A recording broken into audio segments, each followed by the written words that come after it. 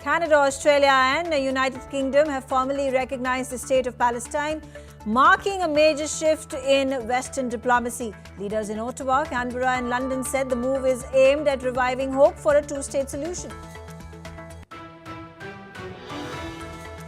Meanwhile, the Prime Minister of Israel, Benjamin Netanyahu, said that a Palestinian state would threaten Israel's survival, vowing to oppose such moves to the United Nations. He added that Israel will fight what he called false propaganda and reject rewarding terrorism.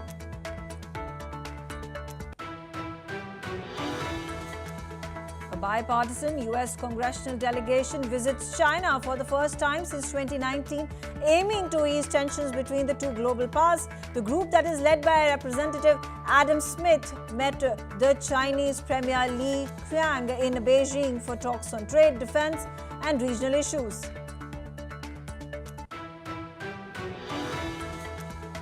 The United Nations Security Council is set to hold an emergency meeting on 22nd September after 3 Russian aircraft violated Estonian airspace. Estonia's foreign ministry condemned the incident as a brazen breach of sovereignty.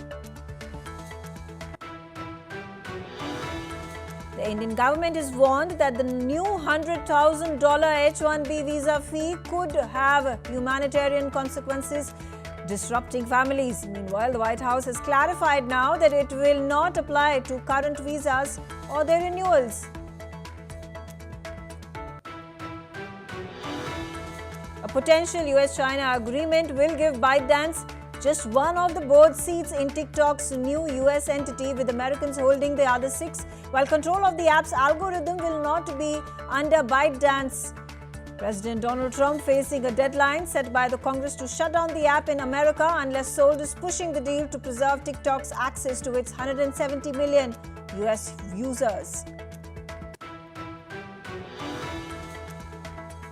Venezuelan President Nicolas Maduro has organized a day of military training for civilians amidst new threats from US President Donald Trump and a massive American naval deployment of 7 ships, F-35 fighter jets and a nuclear submarine in the Caribbean. Defense Minister Vladimir Perdino Lopez accused Washington of waging an undeclared war. An Afghan defense official has said that a deal to return control of Bagram Air Base to the United States is not possible after President Donald Trump warned bad things would happen if it was not handed back to America. The base was abandoned during the 2021 US withdrawal from Afghanistan.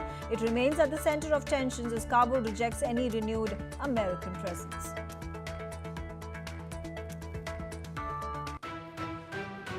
The big story of the hour: the United Kingdom, Australia and Canada have today formally recognized the State of Palestine in a joint move aimed at reviving momentum for a two-state solution. In their statements, leaders accused Israel's government of pursuing settlement expansion in the West Bank, carrying out relentless bombardment in Gaza and blocking any path to a Palestinian state. Canada became the first G7 nation to recognize an independent Palestinian state. Taking to social media, Canada's Prime Minister Mark Carney stated that the recognition was about supporting self-determination and human rights. Prime Minister Keir Starmer of United Kingdom declared the peace requires a safe Israel alongside a viable Palestinian state with no role for Hamas. Listen into what he said.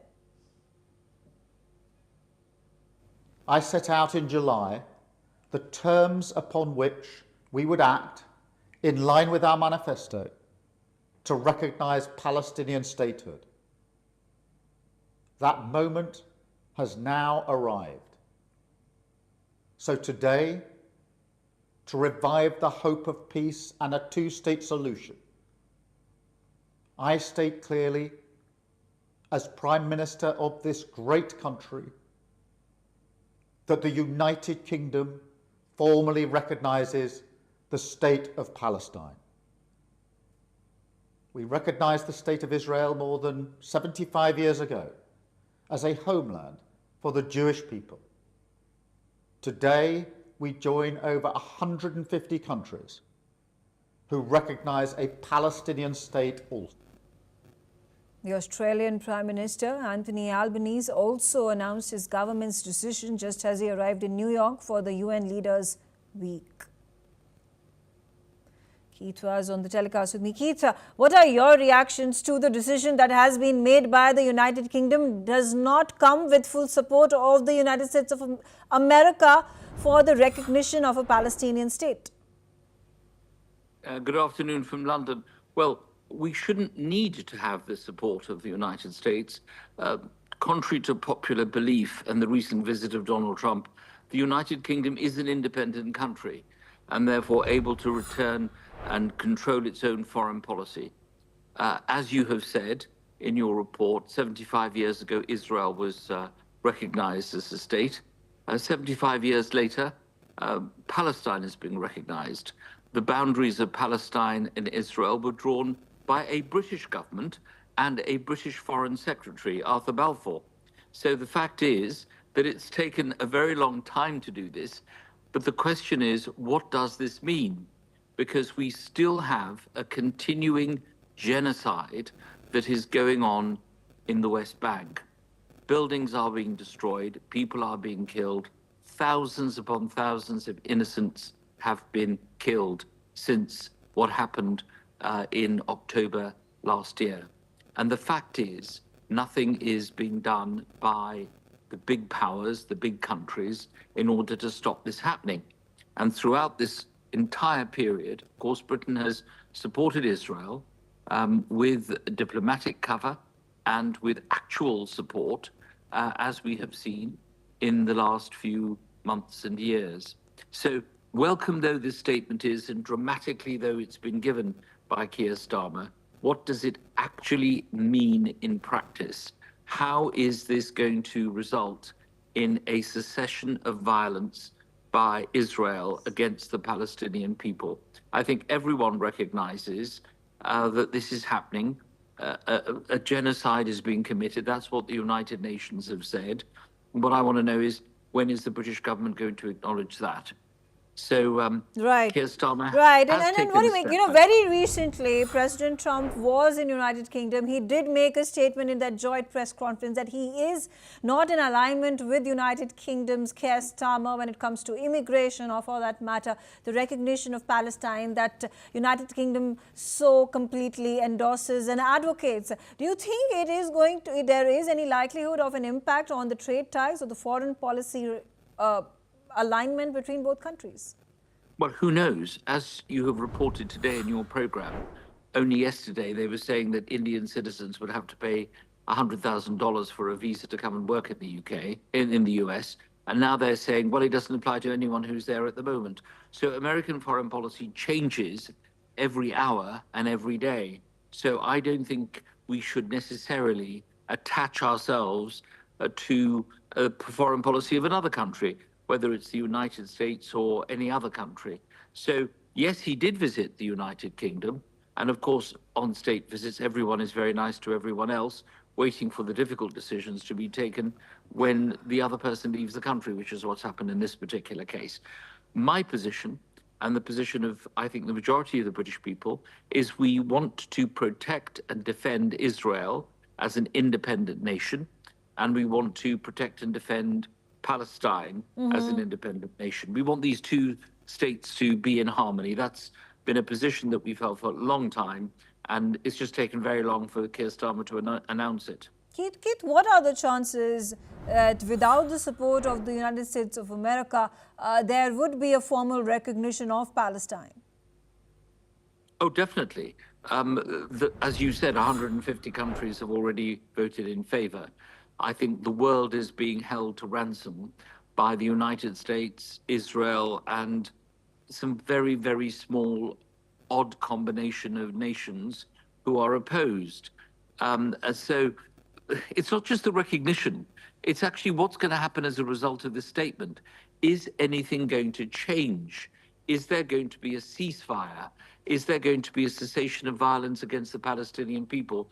What are Britain, Australia, and Canada going to do about this, given that originally Keir Starmer said that Israel could do whatever it wanted as a result of the attack by Hamas? Nobody supports Hamas. They're not a democratic entity, even though they are actually, in effect, the government of the people of Palestine. We've not really had elections there, as we haven't in Israel, for a very long time. And therefore, we don't know who the legitimate government is in either country. That's why it is very important. The announcement made today is followed up with some practical activities, some practical statements, some practical implementation of what this means. What does it mean? Recognition. It's like Donald Trump saying, I want to rename the Gulf of Mexico into the Gulf of America. What does it mean? Does anything change as a result of that? So I think what is important is that we follow this up with some real strong support for peace. Get the two countries together. If Britain wants to do something practical, they can get the leaders of the two countries together, as Doha, as Qatar has tried to do, much to its cost. All the nations sitting on that Security Council need to get together and do this.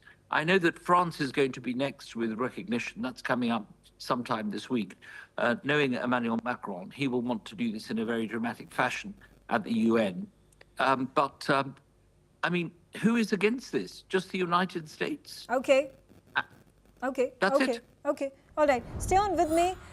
Keith, I'm also being joined right now by Ambassador Mahesh Sachdev. Ambassador Sachdev, again, your views, in India was amongst the first nations to have recognized a Palestinian state. There have, as Keith said, a number of countries that have joined hands, decided to recognize Palestine. There is going to be the UNGA debate that is going to take place where voting will begin tomorrow onwards. How do you see things shaping up in favor of Palestine?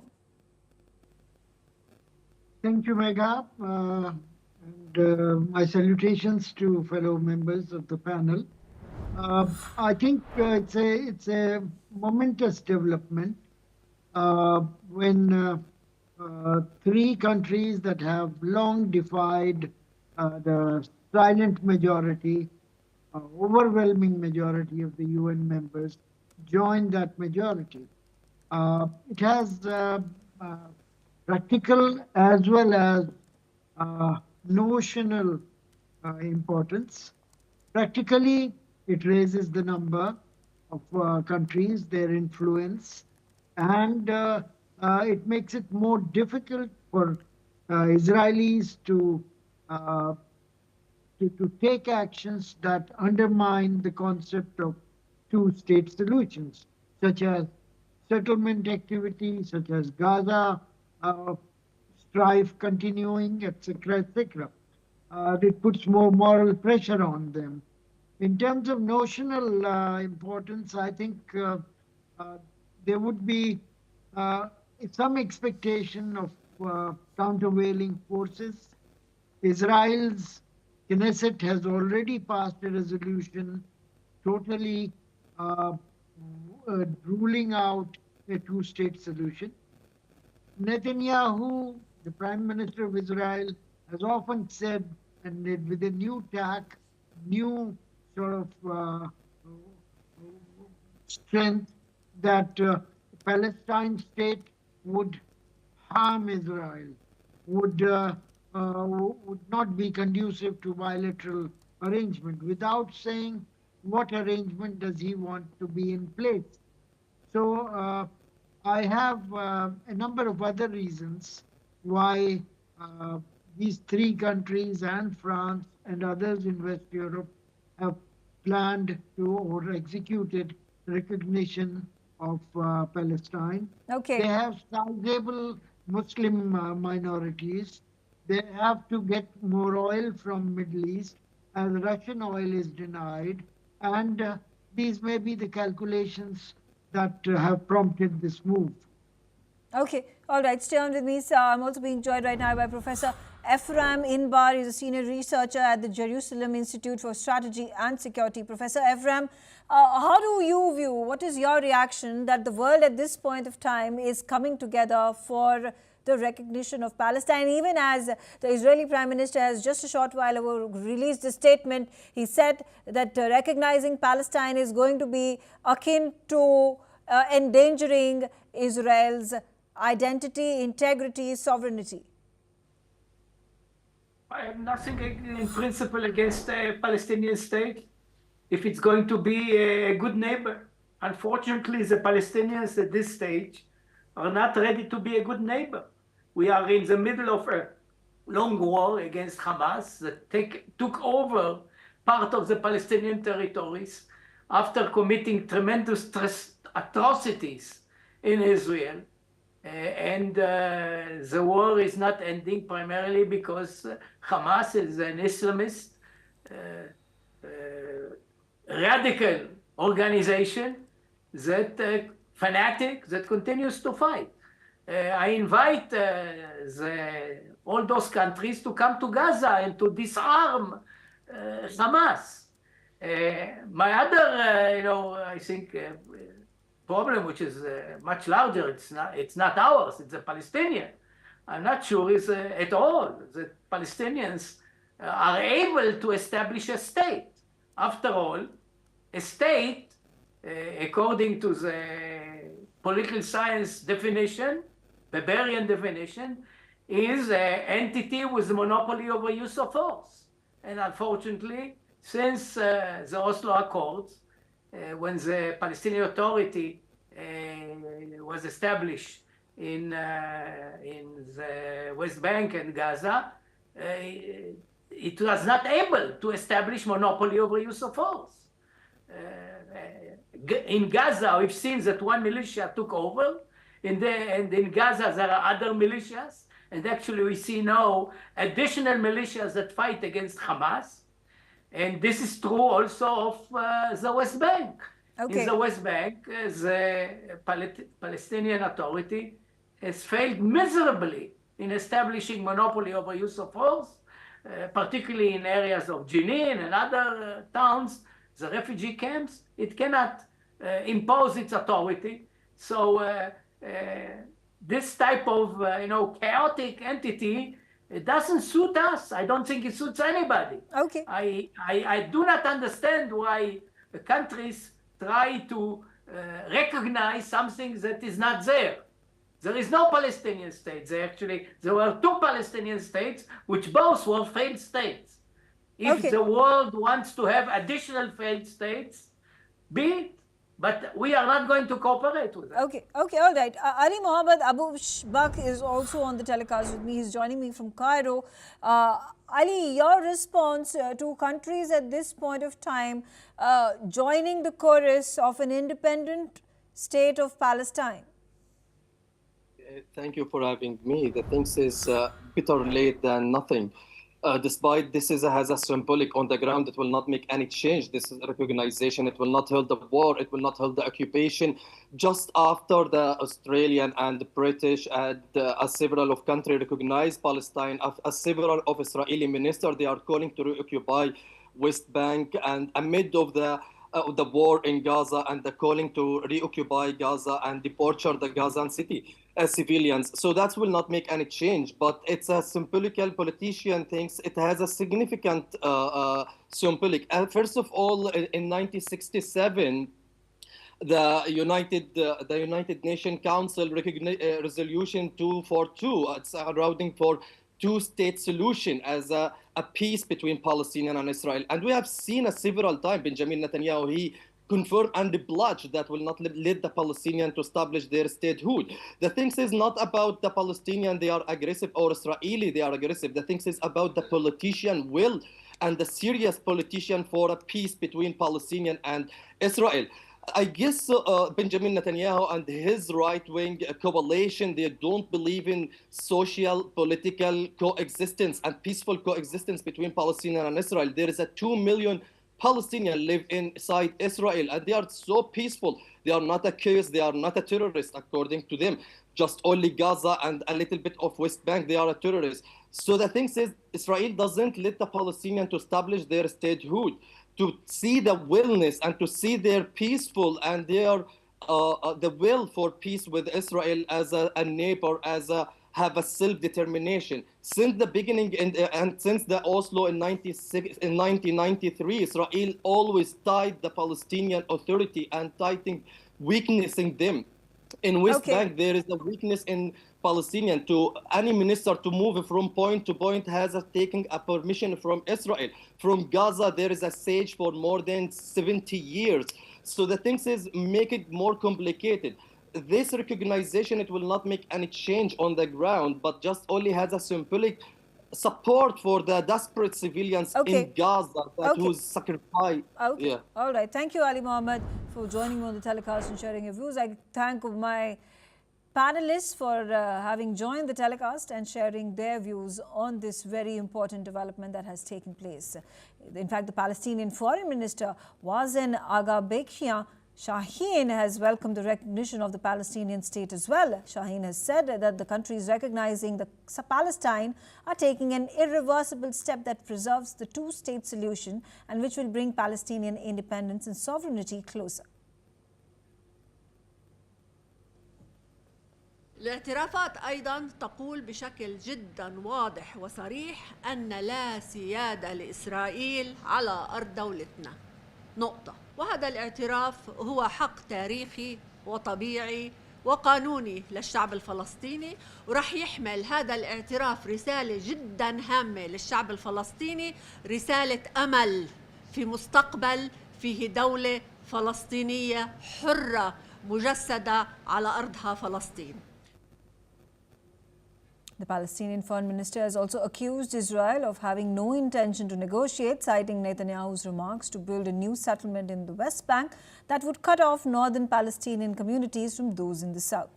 Meanwhile, the Israeli Prime Minister Benjamin Netanyahu said that establishing a Palestinian state endangers Israel's survival. Netanyahu also vowed to fight global push for recognition of the Palestinian state. אנחנו נצטרך להיאבק גם באו"ם וגם בכל הזירות האחרות מול התעמולה השקרית נגדנו והקריאות להקמת מדינה פלסטינית שתסכן את קיומנו ותהווה פרס אבסורדי לטרור. הקהילה הבינלאומית תשמע מאיתנו בעניין הזה בימים הקרובים. Now this comes as Canada, Australia and United Kingdom have now formally recognized the state of Palestine, while France and 6 other countries are expected to do so next week at the United Nations General Assembly meet. Now, after the 3 countries, UK, Canada and Australia, recognized Palestine, the European nation of Portugal is also preparing to do the same. As these preparations are underway, reactions are already coming in from locals in Lisbon. Acho ótimo. Acho que é indecente. É um genocídio que se está a viver na Palestina, para já. Aparentemente, porque querem fazer da Palestina um grande resort turístico, uma grande riviera, o que é a maior das vergonhas. Nenhuma nação tem o direito de invadir o território de outra nação. Eu mesmo digo em relação à Rússia sobre a Ucrânia. Portanto, eu estou aqui pela defesa dos direitos dos povos. We are with Palestine. We will be with Palestine for sure. And I agree with the Portuguese people that they are doing every day, this square, that square, everywhere. They're doing something to support Palestine and to stop this genocide, you know. And I totally agree with the Portuguese people. And I myself, I always be with Palestine, and I want them to be a free country. I think it's a great thing. I think there is a desperate need for Palestinian voices to be heard, especially in the international court. In The Hague, in the United Nations, there is a strong need for that. If there is not recognition of both sides, there can never be correct discourse. There needs to be voices from all sides of the aisle, especially the voices of the oppressed need to be made louder by the more wealthy countries. And I think as G7 nations, we need to lift up the people of Palestine. É aquela situação em que ou mais países se juntam e formam tomam uma ação e em conjunto aí alguma coisa que pode vir a surgir daí, ou então se for só um também não vai resultar assim, fazer grande efeito nesse aspecto. Meanwhile, the humanitarian crisis in Gaza still continues to be dire. There's heavy traffic that filled the Al-Rashid coastal road near Nuseirat in central Gaza as Palestinians fled south from the northern Gaza Strip. This comes amidst ongoing Israeli airstrikes and tank fire aimed at seizing Gaza city. لنا أنزح لأنه صار كتير صعب الطيارات بقصفن حوالينا والطيارات اللي هدول بتطخطخ علينا واحنا عند مخيم الشاطئ المشتل المخيم الناس صار يطخطخوا عليهم وفي كتير ناس استشهدت وفي كتير ناس تصاوبت وفي دير كتير حوالينا اتفجرت. بطلنا ننام من الخوف ومن الرعب ومن الوضع كتير صعب عينينا بطلت تقدر تغمض فمضطرينا عشان أنا مش عشان خاطري عشان عندي أطفال مش ذنبهم يعيشوا في هالرعب. اليهود وخربوا علينا أحلامنا وخربوا علينا كل إشي إحنا كنا نحلم فيه وكنا نتمناه. الحمد لله اليوم طلعنا من غزة من الشاطئ الشمالي مقابل مدرسة أبو عاصة. اليوم انقصفت مدرسة أبو عاصة على رؤوس ساكنيها على رؤوس الناس. صارت مجازر بشعة يعني بحق. In some other updates from the Middle East, Israeli Prime Minister Benjamin Netanyahu has said that peace with Lebanon and Syria could be within reach. Speaking ahead of a cabinet meeting in Jerusalem, Netanyahu said that the recent Israeli victories against Hezbollah have opened a window for peace that was unimaginable up until now. He confirmed talks with Syria are ongoing and that some progress has been made, though he warned a final agreement is still a long way off. Benjamin Netanyahu also noted that contacts with Lebanon are underway, adding that none of these steps would have been possible without Israel's crushing victories on the northern front. If these efforts succeed, they could significantly reshape Israel's relationship with its historically tense northern neighbors. במקורותינו כתוב, אדוני עוז לעמו ייתן, אדוני יברך את עמו בשלום. אנחנו נלחמנו בעוז נגד איראן והשגנו ניצחון גדול. והניצחון הזה פותח הזדמנות להרחבה דרמטית של הסכמי השלום. אנחנו עובדים על כך במרץ. לצד שחרור חטופינו והכרעת החמאס, יש פה הזדמנות, חלון הזדמנויות שנפתח, ואסור להחמיץ אותו.